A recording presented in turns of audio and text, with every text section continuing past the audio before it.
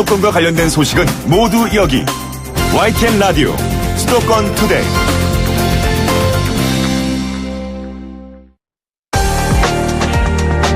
투데이 포커스. 우리나라가 술에 관대하다는 의견 여러분 동의하십니까? 많은 분들이 공감하실 것 같은데요. 이같이 술을 권하는 사회 분위기를 바꾸기 위해서 보건복지부가 지난 화요일에 음주 폐해 예방 실행 계획을 발표했습니다. 먼저 술 마시고 싶은 마음을 들게 하는 광고를 규제합니다. 모델이 맛있게 술을 마시는 표정을 부각한 장면이라든지 아니면 술을 마실 때 나는 이른바 목넘김 소리를 강조하면 규제 대상입니다. 또 술을 마실 수 없는 지역도 법으로 정합니다. 그리고 본인이 술을 얼마나 마셨는지 정확히 알도록 하기 위해서 표준 술잔이라는 것도 생깁니다.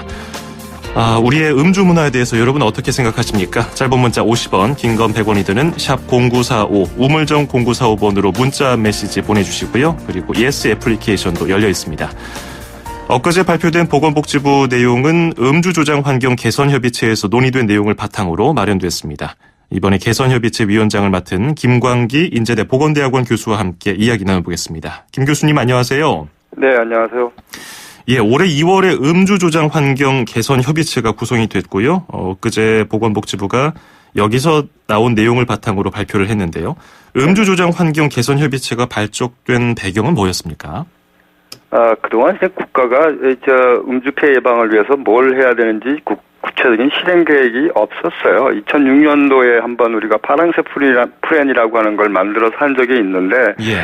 그게 이제 지나고 나니까 흐지부지 됐고, 그냥 큰 틀에서 건강 정책 안에서만 이렇게 다뤄져 오다가, 이제 최근에 들어서 음주 폐해에 대해서 국민들의 인식이 좀 많이 바뀌었잖아요. 예. 그리고 또 이번 정부가 가지고 있는 걸 사람 중심의 국정 철학이라든가, 또 음주 폐해를 이제는 개인의 책임이라기보다는 이제 국가의 책임으로 봐야 된다는 게 이제 세계적 흐름이에요. 아마 이런 거를 인식을 해서 정부 당국이 이제 구체적인 실행 계획을 좀 수립해야 된다 해서 이제 그런 걸 준비하기 위해서 저희가 협의체를 만들었고요.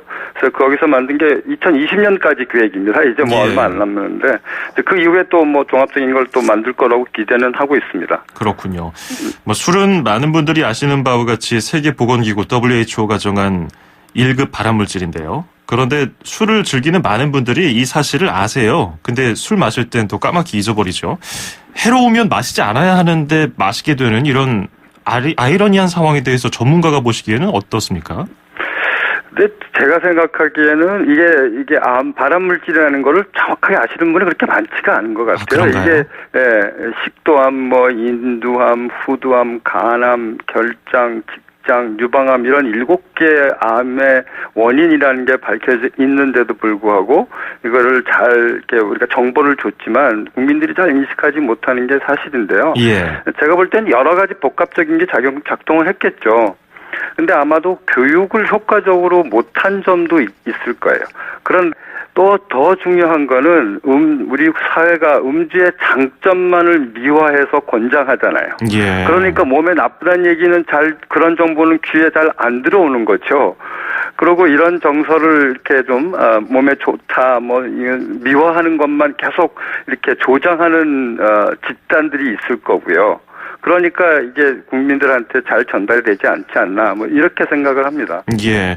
물론 단순 비교는 어렵겠습니다만은 흡연과 비교하면 담배 그 케이스에다가 뭔가 자극적인 문구와 사진을 붙여놓고 그리고 캠페인도 굉장히 강력하게 하는데 이 음주에 대해서는 상대적으로 좀 약한 면이 있다는 그런 지적을 많이 하시더라고요, 전문가들이. 그리고 개인적으로 술이 건강에 악영향을 준다는 것은 당연하게 받아들여지고 있는데 국제연합이라든지 세계보건기구 같은 기구에서는 과한 음주를 경제라든지 사회 발전을 저해하는 원인으로 접근하고 있더라고요. 이와 관련해서 좀 더 부연 설명해 주실까요? 예, 이게 단순히 술 마시는 사람들에게만 나타나는 거에서 끝나는 게 아니고 알코올 중독이 되든가 여기서 끝나는 게 아니고 사회적으로 바라보면 음주 때문에 건강한 노동력을 상실하고 또 생산성이 떨어지는 것 그런 이제 경제의 장애 요인이 될 수 있겠죠. 예. 우리 저출산 고령화 사회에서 보면 이것도 인력 확보라는 측면에서 한번 생각해 볼 필요가 있는 거고요. 또 하나는 음주로 인한 이제 범죄나 주치 폭력 그다음에 그걸로 인한 불안, 무질서 이런 사회 불안도 굉장히 크잖아요. 예. 그다음에 이런 피해들이 음주가 취약계층의 사람들에게 더 피해가 크다는 겁니다. 이렇게 보니까 이게 사회가 좀 더 발전한 사회로 나가는데 장애가 된다는 생각인 거죠. 그래서 이제 유엔이나 WHO에서 이 문제를 사회 발전이나 경제 발전의 문제로 보고 단순히 알코올 중독의 문제로 보는 게 아니라는 거죠. 예. 그래서 그러면 이제 뭘 해야 되냐? 각 나라들마다 이제 비용 효과적인 정책이 있으니 그걸 세이퍼라고 하는 5가지 정책이 있습니다. 그거를 하라고 이제 권고를 하고 있고요. WHO가 이렇게 권고를 하고 유엔도 이런 노력을 하니까 또 세계적인 다국적 기업 주류 회사들은 이거를 제어지하기 위한 엄청난 노력을 합니다. 예. 근데 그 주류 회사들이 노력하는 것 중에 하나가 교육 홍보를 강조하죠. 왜냐하면 이 교육 홍보를 하면 다른 이제 강력한 규제를 하지 못하게 하려고 하는 전략인데요. 예. 왜냐하면 교육 홍보는 효과가 없어요. 그래서 일반인이 보기에는 그럴싸해 보이지만 효과가 없고, 그러니까 주류 업계에서는 좋아하는 전략인 거죠. 우리 여기에 넘어가지 말아라 하는 게 WHO와 유엔의 권고입니다. 그렇군요. 그 WHO 얘기 여쭤보기 전에 그러면 이제 술이 사회에 미치는 영향을 고려했을 때 그런 그 사회적인 그 손해들 그런 것들을 연구한 비용 연구에 대한 연구가 있었습니까? 네, 우리나라 아주 자세하게 하지는 않았는데요. 예. 통계청 자료를 보면 음주로 인해서 순전히 음주와 관련된 질환으로 사망한 분은 4,800명 정도 돼요, 1년에. 예. 근데 이제 외국에서 우리나라 걸 추계한 거에 보면 13,200명까지도 보고 있고요. 그다음에 이제 이런 것들이 30대나 50대의 집단에서 이제 음주 피해가 가장 크다는 것도 우리가 좀 노동력 이제 상실이라는 측면이 이제 생각할 수 있는 거고요. 예. 그다음에 그 음주로 인한 사회경제적 비용은 9조 4천억 정도 된다는 연구 결과가 있고, 이런 건 흡연이나 비만보다 많은 액수이죠. 예. 그다음에 이제 자살, 범죄 이런 것도 음주와 연관이 있고, 특별히 강력 범죄 같은 건 30%가 이 술 취한 상태에서 한다. 자살 같은 경우에도 40%가 음주 상태와 관련이 있다. 이런 게 이제 좀 대표적인 연구라고 볼 수 있습니다. 그렇군요. 이런 구체적으로 수치를 측정해 본 연구도 있었군요. 앞서 교수님 설명해 주신 것처럼 이런 음주로 인한 손해, 피해 이런 것들은 국가 책임으로 가져가는 것이 세계적인 흐름이라고 말씀해 주셨는데요. 네네. 그래서 이제 세계보건기구 WHO에서 아까 세이퍼라는 정책을 좀 홍보하고 있다고 말씀해 주셨어요. 이건 어떤 의미를 담고 있습니까? 이게 이제 여러 가지 음주 폐해를 예방하고 감소시키기 위해서 여러 가지 방법들이 있을 건데, 이제 WHO에서는 이게 비용 효과적인 건지 근거가 있는 것만 해라 이거거든요. 예. 그래서 그걸 보면 주류 이용 가능성을 제한해라. 그다음에 음주운전에 대한 단속과 규제를 강화하고, 그다음에 문제 음주자를 이제 알코올 중독자를 선별하고 치료받기 위한 접근성을 이제 늘려라. 그다음에 주류 광고나 후원에 대한 금지를 해라. 그다음에 세금 및 가격 정책을 이용해서 주류 가격을 인상해라. 근데 이제 마지막 게 사실은 제일 비용 효과적인 방법이에요. 예. 그러면 지금 우리나라에서 기존에 해왔던 음주 관련 홍보라든지 운동과는 좀 괴리감이 있이 굉장히 강력한 구체적인 그렇습니다. 사안들로 보이거든요. 이 세이퍼가. 네, 그렇습니다. 그 음주운전에 대한 경각심 그리고 강력한 처벌에 대한 사회적 요구가 요즘에 또 높아졌는데요. 근데 이건 술을 마시고 운전을 하는 행동에 국한된 것이고요. 근데 사실 음주는 개인적인 자유로운 선택사항 아니겠습니까? 그런데도 그렇죠. 네. 세계보건기구는 음주에 대해서 이렇게 국가 규제에 초점을 두고 강조하고 있는데, 이 부분에 대해서 좀 더 구체적으로 좀 설명을 들어보고 싶습니다. 그러니까 사람들이 생각할 때 내가 돈 주고 배운 게 술 마시는 건데 국가가 왜 나를 구속하냐 이제 이런 맥락인 거거든요. 예. 근데 사실은 개인이 음주 행동을 개인이 자유롭게 선택한 것 같지만 실제로는 문화나 환경에 의해서 선택을 우리가 강요당했다고 보는 겁니다. 술자리 가보면 느끼지 않으면 안 마시고 싶어도 마셔야 되는 거죠. 그러니까 그런 걸 누가 보호해 줄 거냐 하는 관점에서 국가가 또는 사회가 나서서 이걸 보호해야 한다 하는 거고요. 또 하나는 이제 간접 음주 폐해가 존재한다는 겁니다. 이거는 뭐냐면 술 마시는 사람 때문에 술 안 마시는 사람에게 폐해가 생긴다는 거예요. 예. 지금 말씀하신 음주운전이 대표적인 거고요.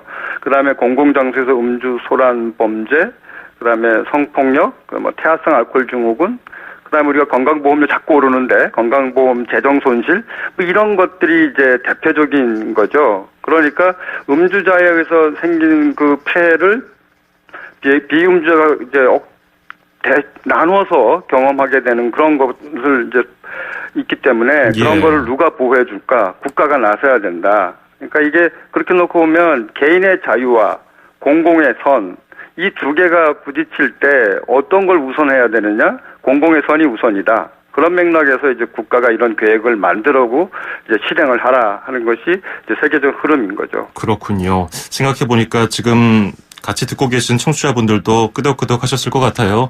강요된 그런 측면이 있기 때문에 우리가 개인적인 선택이 침해당했다 이렇게 생각하시는 분들 계실 것 같군요. 그리고 네. 음주운전과 관련해서도 저희가 얼마 전에 다뤘습니다마는 음주운전으로 인명피해를 냈으면은 살인에 준하는 그런 처벌을 해야 된다 이렇게 얘기를 했지만은 결국 좀 더 깊게 들어가면 국가에서 음주 정책에 대해서 어떤 그 방향성을 제시해야 하는지 이런 것까지 얘기를 해봐야 될 것 같습니다. 그래서 오늘 이런 인터뷰를 하고 있는 건데요. 그런데 담배에 대해서는 많은 분들이 입에 대지도 말아야 할 것이라고 인식을 하고 있지만 술에 대해서는 좀 가볍게 여기고 있는데요. 이런 인식에 대해서는 어떻게 생각하시는지요? 이게 담배가 우리한테 미치는 게 훨씬 크거든요. 지금 말씀드린 것처럼 음주운전에서 본 것처럼 음주운전 피해가 담배는 어떻게 보면 사망까지는 당장 안 옵니다. 근데 음주운전은 사망이 생길 수 있죠. 그다음 평생 불구로 되는 경우도 있죠. 예. 그런 이제 상병 문제가 생긴다는 거고요. 건강보험에서 나가는 거 이렇게 재정 나가는 걸 보면 술에서 나가는 것이 담배에서 나가는 것보다 많아요. 술 때문에 나가는 돈이. 예. 그다음에 우리나라에 이제 오래 사는 게 중요한 게 아니고 건강하게 오래 사는 게 중요한데 건강하게 오래 살게 하는데 방해가 되는 요인 두 번째가 이제 술이고요. 예. 세 번째가 담배예요. 그렇게 놓고 보면 훨씬 담배보다 술이 우리 일상에서 미치는 게 훨씬 폐해가 크다 이렇게 볼 수 있죠. 근데 다들 그것을 잘 모르시죠. 그렇군요. 그리고 텔레비전 드라마나 예능 프로그램에서 예전에는 담배를 피우는 장면을 흔하게 볼 수 있었지만 지금은 그렇지가 않죠. 그와 같이 술을 자연스럽게 마시는 장면을 내보내는 것에 대한 규제도 있을 것 같고 무엇보다도 이번에 발표된 내용을 보면은 광고에 대한 규제도 있을 것 같거든요. 직접 네. 술을 마시는 장면이나 꿀꺽꿀꺽 그런 소리를 규제하는 건데 이런 것이 어느 정도 효과가 있을 것이라고 예상하시는지요? 사실은 조금 약해요. 이제 WHO에서 권고한 거에 비하면. 근데 일정 정도의 효과는 있을 겁니다. 근데 이제 중요한 건 이제 이런 효과가 있다보다 법을 이런 걸 이제 만들면 이걸 잘 준수하는지 모니터링을 하지 않으면 안 지킵니다. 예. 그러면 아예 효과가 없겠죠. 이제 그런 면에서 우리가 앞으로 이제 해야 될 과제라고 생각을 합니다. 예. 자, 짧게 끝으로요. 청소년들에게 교육을 할 때부터 이런 음주 문화에 대해서 제대로 가르쳐야 될 것 같은데 어떤 점을 강조해야 될까요? 저는 청소년에 대한 청소년 대상으로 교육하는 것만으로는 효과가 없습니다. 예. 청소년들에게 판매가 되지 않도록 하는 것 중요하고요. 광고에 폭로되지 않도록 하는 것 필요하고요. 예.